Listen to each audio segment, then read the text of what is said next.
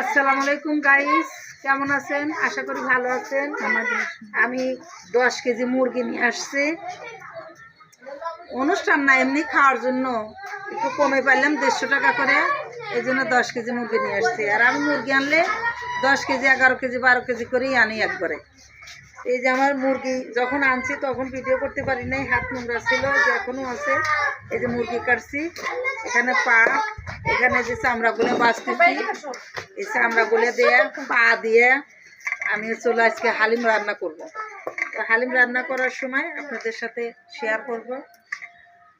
আজ আমাদের বাড়িতে একটা এমনিতে একটা হালকা পাতলা আছে, আমার মেজো মামার ছেলের আর কি, আমাদের গ্রামে বলে ওটা হলো মুসলমানি হাজাম আসবে কিছুক্ষণ পরে, তো মুসলমানি দেওয়া হবে,